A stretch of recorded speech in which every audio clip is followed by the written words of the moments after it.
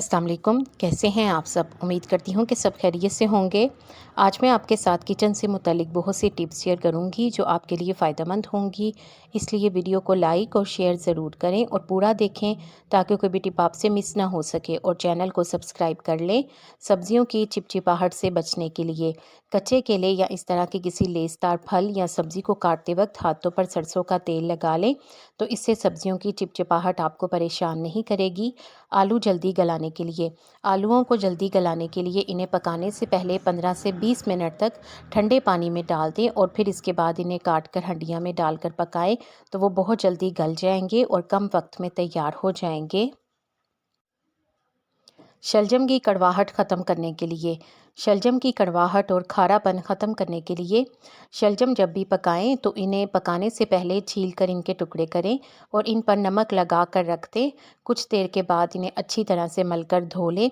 इस तरह से एक सारा खारा पानी निकल जाएगा और इनकी कड़वाहट भी ख़त्म हो जाएगी। करेलों की कड़वाहट को भी इसी तरीके से ख़त्म कर सकते हैं। शीशे से सख्त दाग ख़त्म करने के लिए थोड़े से सफ़ेद सिरके में कोक मिलाएं और इससे शीशे पर स्प्रे करें, फिर हल्का सा रगड़ कर साफ़ कर लें तो शीशे चमकने लगेंगे। नरम टमाटरों को सख्त बनाने के लिए टमाटर अगर बहुत ज़्यादा ख़रीद लिए जाएं और वो फ्रीज़र में या किसी भी जगह पर पड़े हुए नरम और पिलपिले होने लगें, तो इन्हें नमक मिले पानी में घंटा भर के लिए भिगो कर रख दें।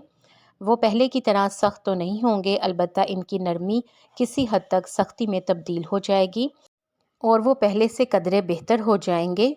अगर आप इस टिप को आजमाएं और आपको इससे अच्छा फीडबैक मिले तो मुझे कमेंट में ज़रूर बताएं।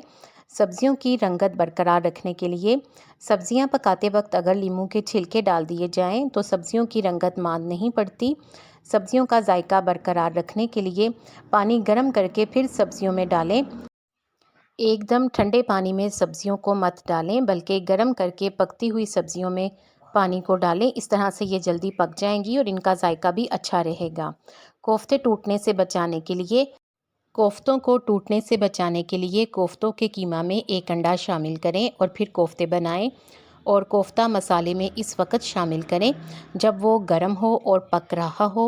इस वक्त ज़्यादा चम्मच या डोई ना चलाएं। इसके अलावा कोफ्तों को टूटने से बचाने के लिए इसे मसाले में शामिल करने से पहले अगर इन्हें तेल में फ्राई कर लिया जाए तो इससे भी इनकी शेप बरकरार रहती है और इस तरह ये जायकेदार भी बनते हैं। छुरी से कट लग जाए तो अगर सब्ज़ी काटते वक्त छुरी का ज़ख़म हाथ पर लग जाए तो शहद को सूती कपड़े पर लगाकर बांध लें। डॉक्टर के पास जाने की ज़रूरत नहीं पड़ेगी, ज़ख़म भी जल्दी ठीक हो जाएगा। गोश्त जल्दी गलाने के लिए अगर गोश्त अच्छा हो तो वो बहुत जल्दी गल जाता है, लेकिन अगर कभी कभार गोश्त जल्दी ना गले तो गोश्त पकाते वक्त अगर देगची में चंद टुकड़े सुपारी के डाल दिए जाएं तो गोश्त ना सिर्फ जल्दी पक जाता है बल्कि बेहद जायकेदार भी बनता है। इसके अलावा ये मुलायम और बंधा बंधा सा पकता है।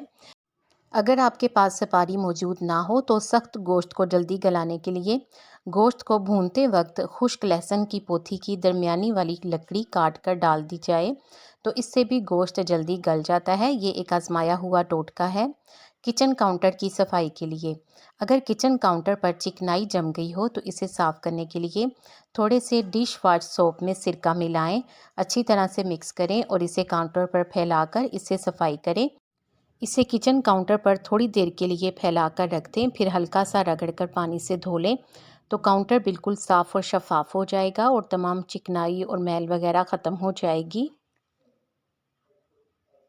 टाइल साफ़ करने के लिए सफ़ेद सिरके में बेकिंग सोडा मिक्स करें और अच्छी तरह से इसे गंदी टाइलों पर लगा दें, ख़ास तौर पर टाइल्स के कोनों में। इसके अलावा दरारों पर भी लगा दें और टाइलों पर लगाकर थोड़ी देर के लिए इसे छोड़ दें, फिर रगड़ कर टाइलों की सफाई कर लें तो टाइलें चमकने लगेंगी।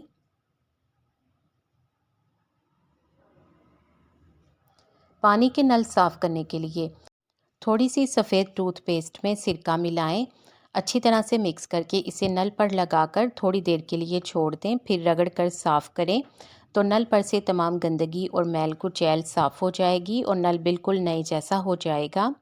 आपको इन टिप्स में से कौन सी अच्छी लगी है कमेंट सेक्शन में ज़रूर बताएं। वीडियो को लाइक करके शेयर कर दें, आपके शेयर करने से यकीनन किसी को फ़ायदा हो जाएगा।